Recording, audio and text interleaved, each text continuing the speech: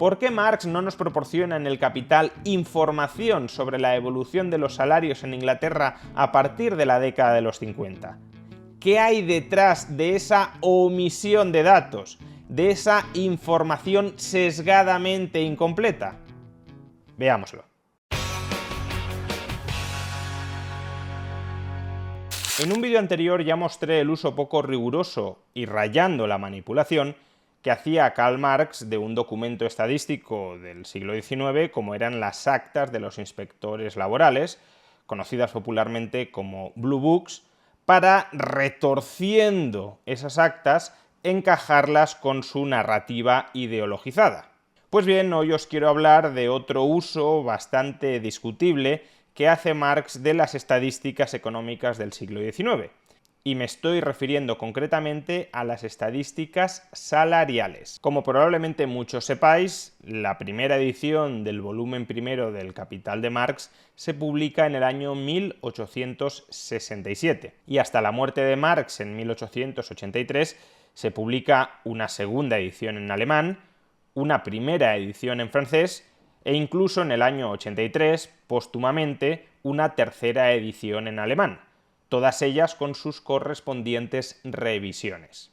Pues bien, sentado esto, fijémonos en la crítica que efectúa Bertram Wolfe, uno de los fundadores del Partido Comunista de Estados Unidos, que con el tiempo se convirtió en un intelectual y activista anticomunista y antimarxista, evidentemente.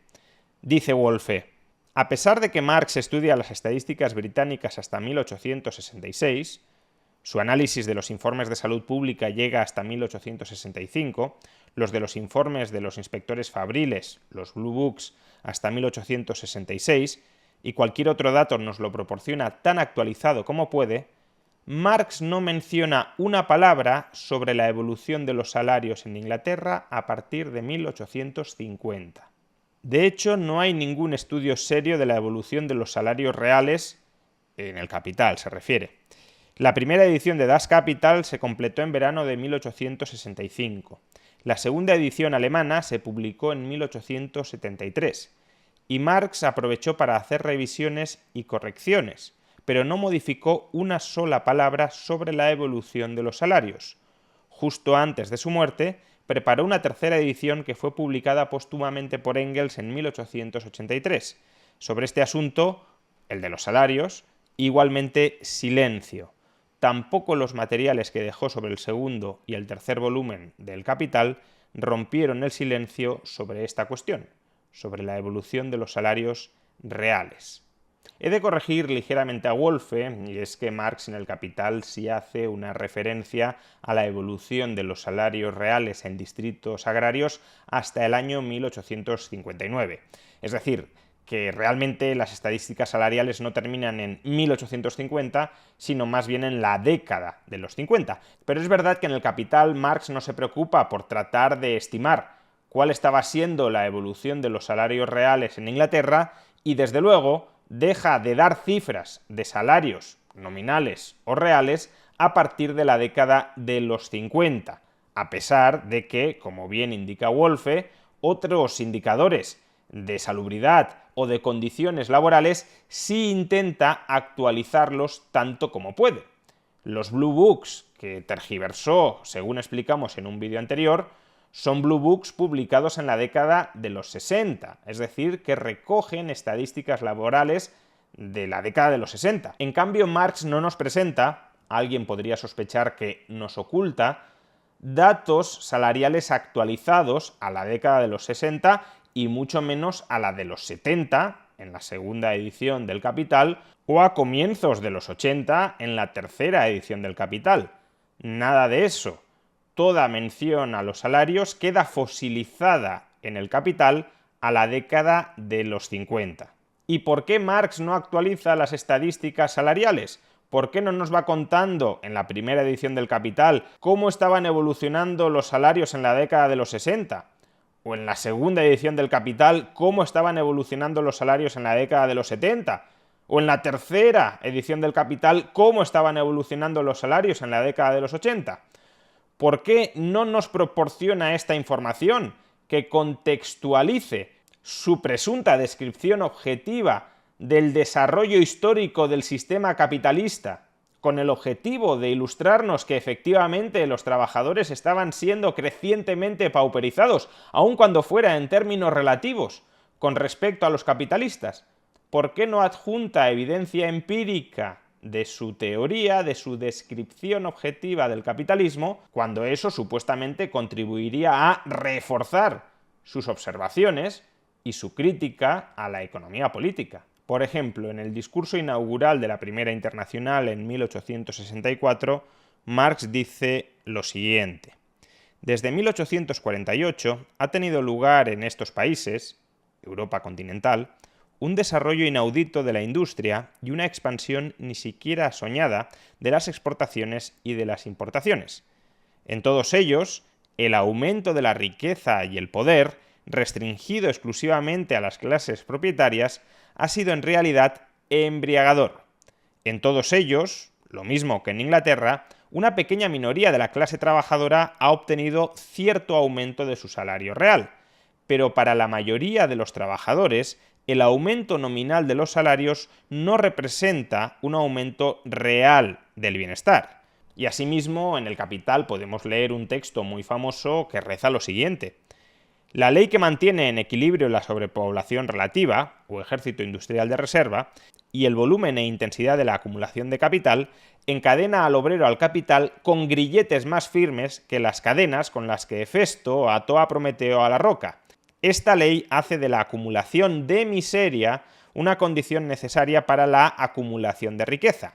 La acumulación de riqueza en un polo es, al mismo tiempo, acumulación de miseria, tormentos para el trabajo, esclavitud, ignorancia, embrutecimiento y degradación moral en el polo opuesto, esto es, donde se halla la clase que produce su propio producto como capital. Dicho de otra manera, Marx no tenía una visión demasiado optimista ni demasiado positiva sobre la evolución de las condiciones de vida de la clase obrera bajo el capitalismo. Y la métrica más importante para aproximar cómo están evolucionando esas condiciones de vida de la clase obrera bajo el capitalismo son los salarios reales.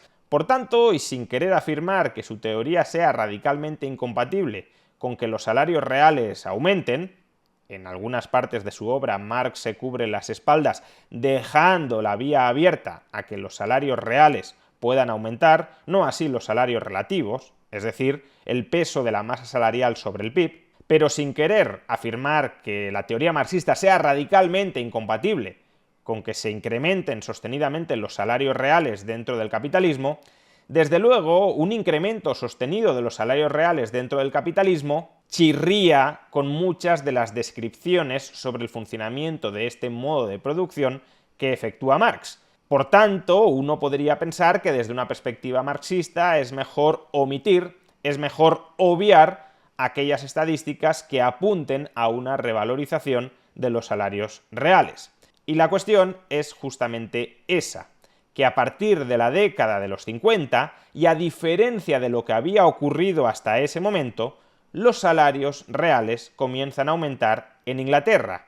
Y es esa parte de la historia económica, de la historia estadística de Inglaterra, la época en la que los salarios reales aumentan sostenidamente, desde la década de los 50 en adelante, es esa época histórica la que Marx secuestra, omite, soslaya en El Capital. En este gráfico podéis observar lo que el historiador británico Robert Allen ha llamado la pausa de Engels.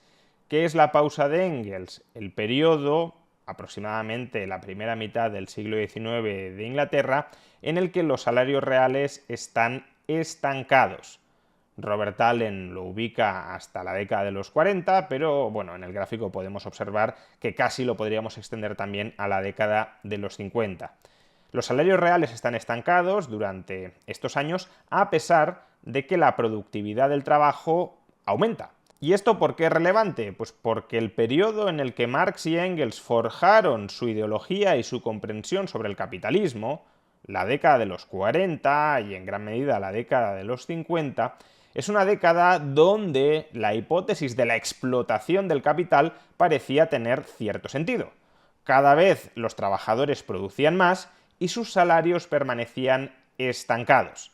Sin embargo, como podemos observar, a partir de los años 60, los salarios reales de los trabajadores ya empiezan a aumentar al mismo ritmo que la productividad del trabajo. Por tanto, la pausa de Engels, el periodo en el que los salarios se pausaron, se estancaron, es una rareza histórica, pero es una rareza histórica dentro de la cual Marx y Engels conceptualizaron el capitalismo. ¿Por qué se dio esta rareza histórica? Bueno, hay diversas teorías, a mí la que más me convence es la siguiente. Inglaterra se sobreendeudó durante las guerras napoleónicas, la deuda pública sobre el PIB aumentó por encima del 200% y eso absorbió una enorme cantidad de capital, no en inversiones productivas y reales, sino en financiar la deuda pública. Todo ese ahorro que en ausencia de deuda pública habría ido a parar a crear nuevas fábricas, a acumular nuevo capital físico, que habría impulsado al alza la demanda de trabajadores y por tanto habría elevado los salarios,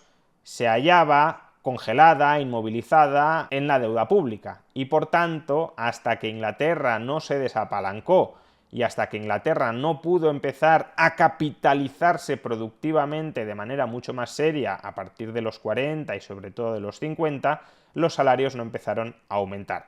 Sea como fuere, esto sería objeto de debate y de análisis en otro vídeo. Lo que aquí nos ocupa y nos interesa es que justamente cuando los salarios reales empiezan a subir en Inglaterra, década de los 50 y sobre todo a partir de la década de los 60, justamente a partir de ese momento, Marx le coloca un candado a las estadísticas salariales.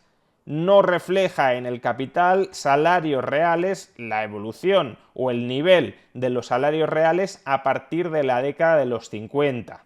Nos habla del estancamiento salarial, que ciertamente se había vivido en Inglaterra hasta la década de los 50, pero ya no nos habla de cuando ese estancamiento salarial es superado con una revalorización salarial continuada. Fue una omisión deliberada para transmitirle al lector información incompleta sobre cuál estaba siendo la evolución salarial en Inglaterra, de tal manera que la teoría de la explotación de Marx fuera más fácilmente compatibilizable con esa evidencia histórica sesgada, con esos salarios reales estancados y por tanto con esa porción creciente del PIB que va a parar a manos de los capitalistas.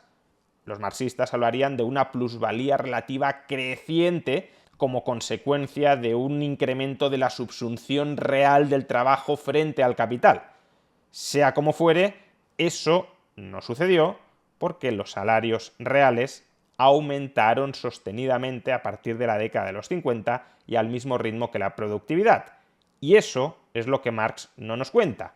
Y eso es lo que nos hace sospechar nuevamente que Marx manipuló las estadísticas históricas para que encajaran en su relato ideológico.